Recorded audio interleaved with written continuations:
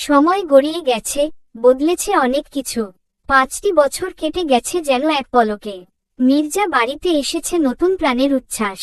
বাড়ির বড় ছেলে ইভানের একমাত্র পুত্র তাফসির ইয়ান কদিন পরেই 5 বছরে পা দিবে। তার গাম্ভীর্য আর ছোট ছোট কৌতূহলে ভরে থাকে বাড়ির আঙিনা।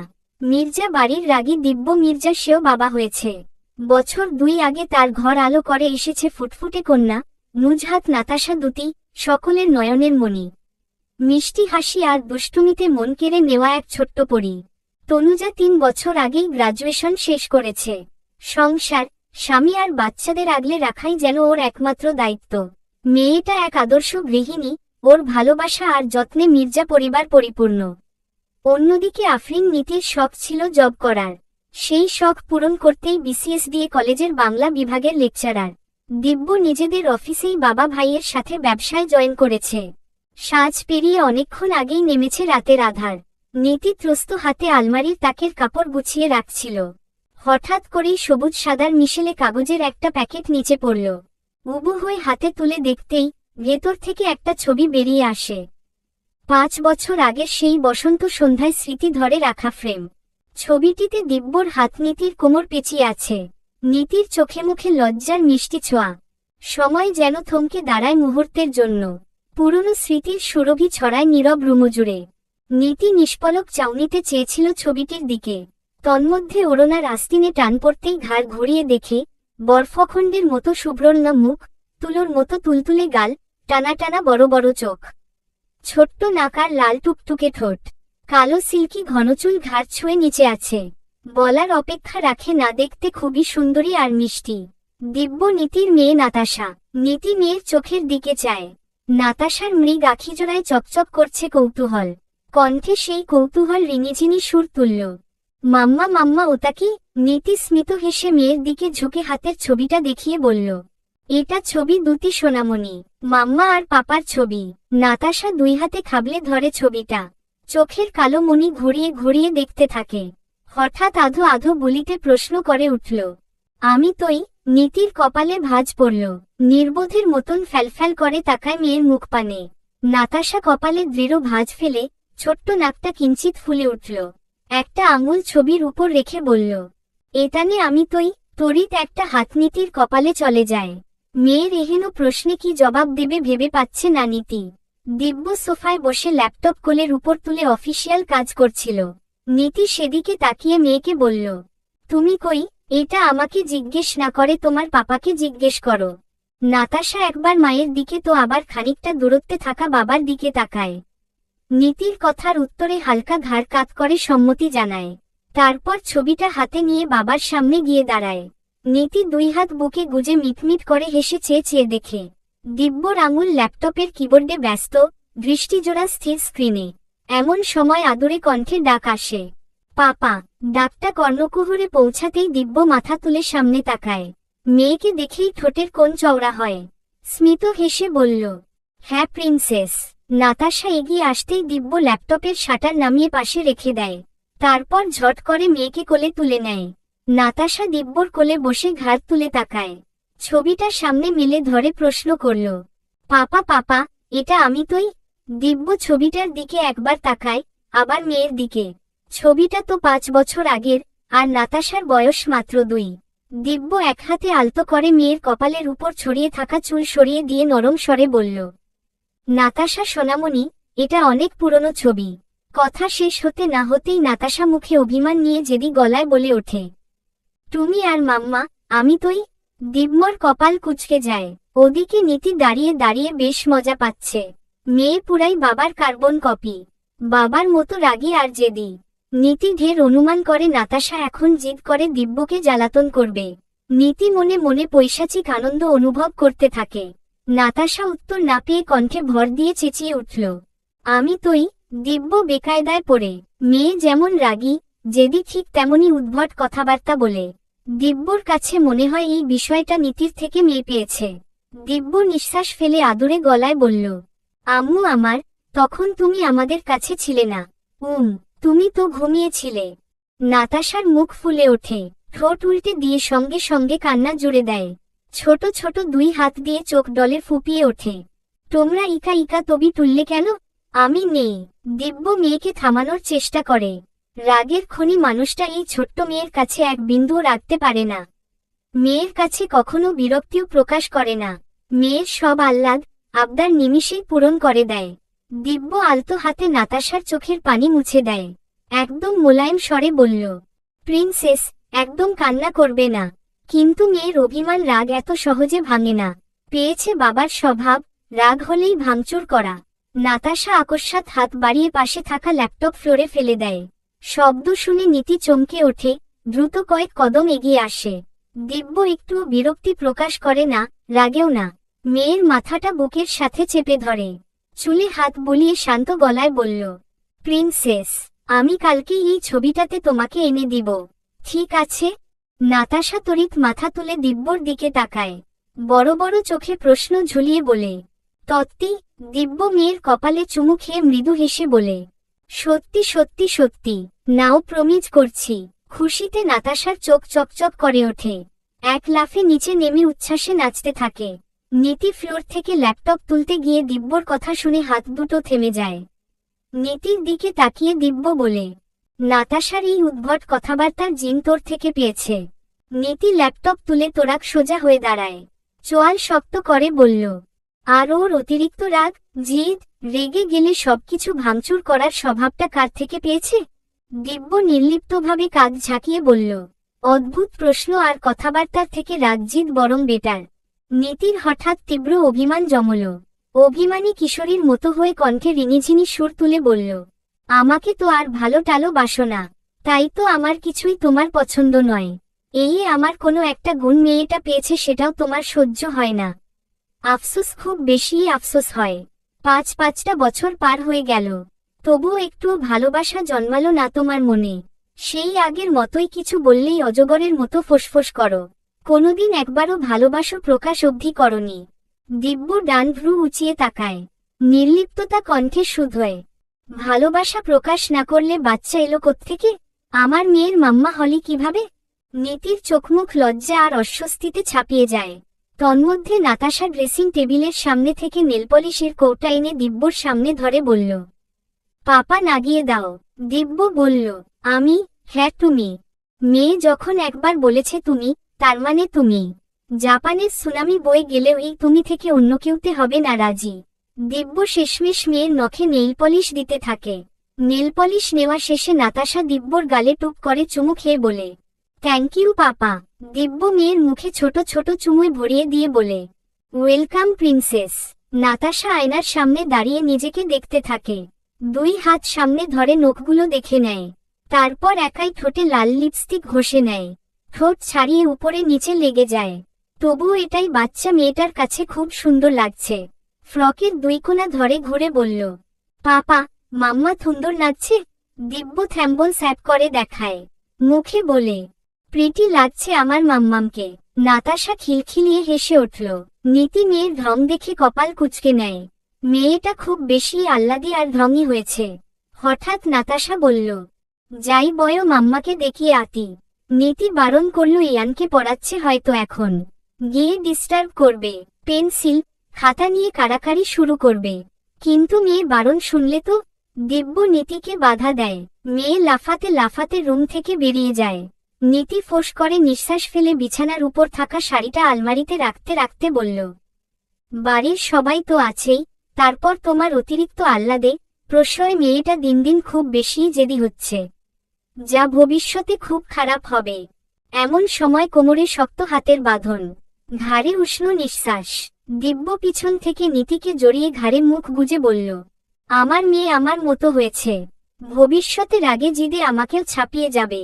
এতে তোর প্রবলেম কোথায়? নীতির চোখে মুখে বিরক্তির ছাট পড়ল। তোত্তারা করে বলল, আমার আবার কিসের প্রবলেম? মেয়ে তো শুধু তোমার একার। আমি তো মেয়ের মানুই যে আমার অসুবিধে হবে। আমি হলাম মেয়ের মাসি, তাই না? নীতির বিরক্তির সাথে অল্প স্বল্প অভিমানী রাগটাতে দিব্য যেন বেশ মজা পেল। নীতির রাগটাকে মিষ্টি করতে আলতো করে ঘাড়ে ঠোঁট ছোঁয়ায় দিব্য। শক্ত করে কোমর পেঁচিয়ে ধরে ঠান্ডা স্বরে বলে, মেয়েটা তো আমাদেরই, একটু আধটু আদর না পেলে কি চলে? ছোট থেকেই করা শাসনের মধ্যে রাখলে ওর স্বভাবটাই শুকিয়ে যাবে। তাই এখনই কোনো শাসন বারণ নয়। ক্লিয়ার? দিব্যর নিঃশ্বাস ঘাড়ে গলায় আছড়ে পড়ছে। দিব্যর স্পর্শে নীতির চোখের পল্লব কাঁপতে থাকে। শরীরে শিহরণের আলোড়ন সৃষ্টি হয়।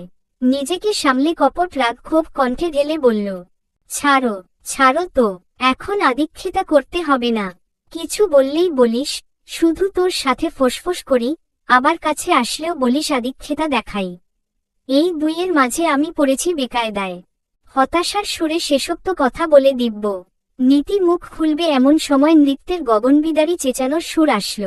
আপু, নীতি তো মুখে বলল, দেখি ছাড়ো। ওদিকে আবার কি হলো, এত হইচই কিসের? নৃত্যের হাতে স্টেথোস্কোপটার বেহাল দশা। নলটা এক পাশে কুঁকড়ে গেছে, ডায়াফ্রামটা যেন একটু বেঁকে বসে আছে, আর রাবারের টিউবটা কোথাও যেন হালকা ছিঁড়ে গিয়েছে।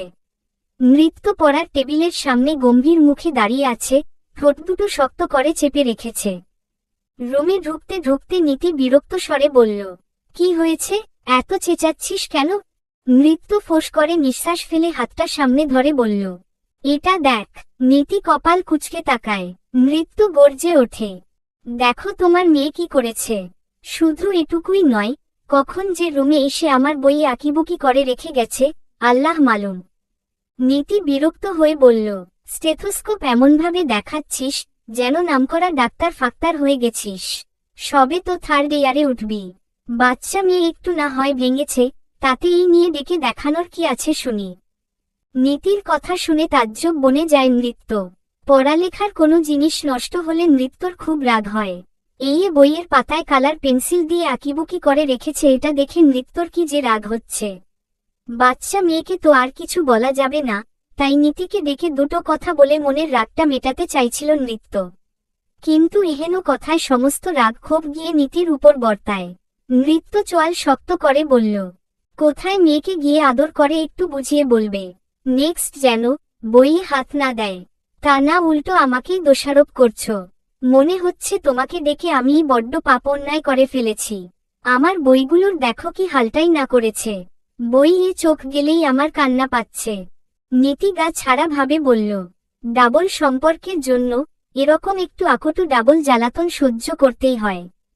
নৃত্য দুই হাত এক করে বলল, আপু তুমি এখন যাও তো, তোমার এই অদ্ভুত কথাবার্তায় আমার মেজাজের পারদ বাড়বে বই কমবে না। ডাবল সম্পর্কের জন্য ডাবল আদর দিতে হবে, আবার ডাবল জ্বালাতন সহ্য করার ক্ষমতা, ধৈর্য রাখতে হবে। ওহ গড, একবার ভাবতে হবে, একমাত্র বোনের মেয়ে একটু আকাম নাই করে, আবার মামাতো ভাইয়ের মেয়ে একটু আকাম নাই করে।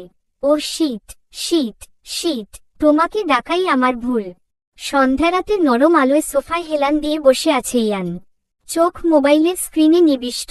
পরনে সাদা টি শার্ট আর ছাই রঙা 3/4, যা ওর স্বভাবের শান্ত স্থিরতায় ফুটে উঠেছে। শ্যামলা রঙের উজ্জ্বল মুখ, উজ্জ্বল মুখে স্পষ্ট শার্প ফিচার, টানা টানা গভীর দুটো চোখ। গভীর দৃষ্টি যেন চারপাশের সবকিছু খুব মনোযোগ দিয়ে পর্যবেক্ষণ করছে। বয়সের তুলনায় সংযত, স্বল্পভাষিত। চোখে মুখে বুদ্ধির ছটা স্পষ্ট। এই মুখে এক ধরনের স্থিরতা, চোখে গভীর মনোযোগ নিয়ে গেমের জগতে হারিয়ে গিয়েছে, মনে হচ্ছে গেমের জগতে ডুবে থাকা ছোট্ট দার্শনিক যেন। অন্যদিকে নাতাশা ঠিক তার উল্টো, ছটফটে, চঞ্চল, এক মুহূর্ত স্থির থাকতে পারে না। এই এসেই লাফালাফি শুরু করে দিয়েছে। ইয়ান কপাল কুঁচকে এক পলক দেখেই দৃষ্টি ফের মোবাইলে নিবন্ধ করেছে। ঝাল লাগলে যেমন শোষায় অমনি দুই ঠোঁট টান করে, ইঁদুরের মতো ছোট্ট ছোট্ট কিটকিটে সফেদ দন্তপাটি এক করে মাঝে মাঝে শোষাতে থাকে নাতাশা। আর লিপস্টিক যেন নষ্ট না হয় সেই জন্য খুব সতর্ক আছে। কিছুপল পর ইয়ানের খেলনা গাড়িটা নিয়ে একবার ফ্লোরে বুম বুম শব্দ করে ঘোরাতে থাকে, তো আবার ইয়ানের গা ঘেঁষে সোফায়। এরূপ শব্দে আর ঘা ঘেঁষে নাতাশার খেলায় ইয়ানের কপালে বিরক্তির ছাট পড়ে। তবে মুখে কিছুই না বলে নিজেকেই ইয়ান গুটিয়ে নিয়ে একদম চেপে বসল। তন্মধ্যে তনুজা রুমে ঢোকে, হাতে গাজরের হালুয়ার ছোট্ট বাটি। হাসি মুখে সুস্নেহে জিজ্ঞেস করে, নাতাশা সোনা কি করছো? তনুজাকে দেখেই নাতাশা একগাল হাসে, বলে, কিলা করছি। তনুজা হালকা হেসে টেবিলে হাতের বাটি নামায়। নাতাশা চটপট সোফা থেকে নেমে এসে প্রথমে ঠোঁটে আঙুল রাখে, তারপর দুই হাত মেলে ধরে বলে, বয় মাম্মা, সুন্দর নাচছে।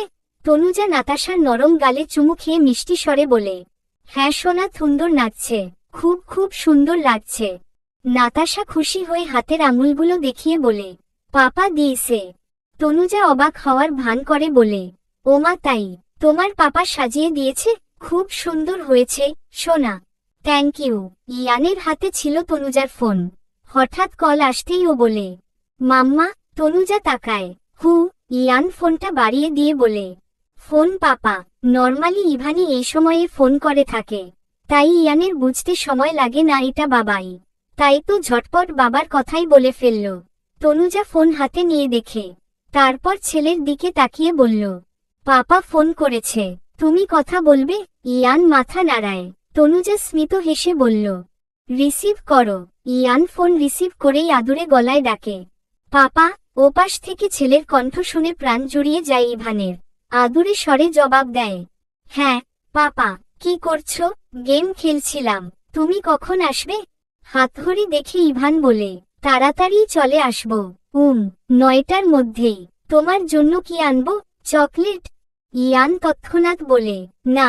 তাহলে কি? তুমি এসো। ছেলে কিছুই চায় না, এই জন্য ইভানের হাসি পেল।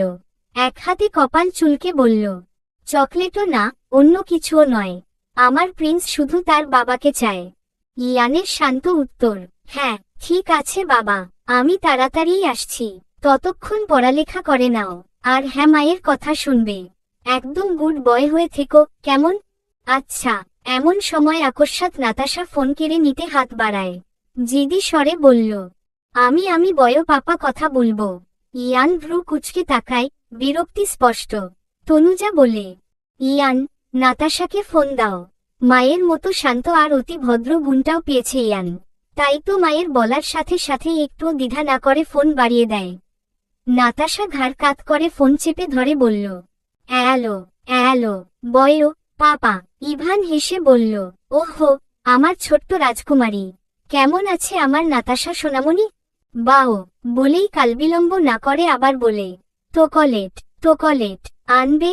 নিশ্চয় আনব। আততা। ইভান মজা করে জিজ্ঞেস করে, কতগুলো চকলেট আনব?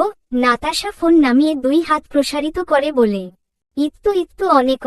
নাতাশার বলার ধরন দেখে তনুজা হাসে, বলল, ফোন ধরে বলো, না হলে বড় পাপা শুনবে কি করে। তবে জোরে বলায় ইভান শুনতে পায়। নাতাশার দেখানোর ভঙ্গি চোখে না দেখলেও ইভান বুঝে নেয়। ছেলে মেয়েদের কথা শেষ হলে ফোন তনুজা হাতে নেয়। ব্যালকনির দরজার সামনে দাঁড়িয়ে বলল, হ্যালো। ওপাশ থেকে ঠান্ডা স্বর আসলো, শুভ সন্ধ্যা ম্যাডাম। তনুজা মৃদু হেসে বলল, শুভ সন্ধ্যা। প্রয়োজনীয় কথাবার্তা শেষে কল কেটে তনুজা ইয়ানকে নাস্তা করাতে বসে। সোফায় একপাশে ইয়ান, অপর পাশে নাতাশা, মাঝে তনুজা। প্রথমে খাবার চামচে তুলে নাতাশার দিকে বাড়ায় তনুজা। আদুরে গলায় বলল, নাতাশা হা করো। নাতাশা আঙুল ঠোঁটের দিকে তাক করে মাথা ঘুরিয়ে না বোঝায়। তনুজা সেকেন্ডেই বুঝে নেয় লিপস্টিক নষ্ট হয়ে যাবে, তাই নাতাশা রাজি হচ্ছে না। এমনি সময় নাতাশা তনুজার কাছেই বেশি খায়। নীতি কলেজে থাকে, তনুজাই বেশি আগলে রাখে। যদিও বাড়ির সবারই নয়নের মণি বাচ্চা দুটো। তনুজা ফের বলল, বড় করে হা করো। লিপস্টিক নষ্ট হবে না, আমি বলছি কিচ্ছু হবে না। তনুজার কথা একটু হলেও শোনে নাতাশা। বিজ্ঞের মতন গোল্লা চোখে চেয়ে প্রশ্ন করল, তত্ত্বী? তনুজা বলল, সত্যি বলছি। বড় করে হা করে নাতাশা। তনুজা অল্প করে চামচে তুলে সাধুধানে মুখে দেয়। আরেকবার ইয়ানকে দেয়। ইয়ান পানির গ্লাসটা হাতে নিয়ে খেতে যাবে, তখন নাতাশা বলে উঠল, পাই। ইয়ান কপাল কুঁচকে গম্ভীর মুখে বলল, পাই না, পানি। নাতাশা নাক ফুলাল। তনুজা গ্লাসটা ধরে খাইয়ে দেয়। কিছুক্ষণ পর ইয়ান ড্রয়িং করছিল। পাশে বসা নাতাশা ছটফট করতে করতে বলল, বয় মাম্মা, আমি আঁকি। তনুজা মৃদু হেসে বলল, আচ্ছা সোনা, দাঁড়াও, তোমাকে পেন্সিল আর খাতা দিচ্ছি। কিন্তু নাতাশা নড়ে চড়ে উঠে জেদ ধরে বসল। অন্য খাতা সে নিবে না, ওর ইয়ানের টাই চাই মানে চাই। তনুজা ছেলেকে বোঝানোর চেষ্টা করে খাতাটা কিছুক্ষণ নাতাশাকে দিতে। ইয়ান নাতাশাকে এক ঝলক দেখে আবার মায়ের দিকে তাকিয়ে গম্ভীর স্বরে বলল, মাম্মা, ও খাতার এদিক সেদিকে আঁকাআঁকি করবে, রং ছড়িয়ে পুরোটা নষ্ট করে ফেলবে। এটা আমার স্কুলের খাতা, ওকে অন্যটা দাও। ইয়ান দিতে নারাজ, সেটা বুঝতে পেরে নাতাশার রাগ এক লাফে আকাশ ছুঁল। নাতাশা হঠাৎই তীব্র এক কাণ্ড ঘটিয়ে ফেলল। ঝটিতি ইয়ানের দিকে ঝুঁকে পড়ে সাদা টি শার্টের বুকে মুখ গুজে দিল। এক হাতে শক্ত করে টি শার্ট টেনে ধরে নিজের ঠোঁটে লালচে লিপস্টিক মুছতে লাগল। উদ্দেশ্য একটাই, ইয়ান রাজি হচ্ছে না জন্য ইয়ানের টি শার্ট নষ্ট করা। চলবে।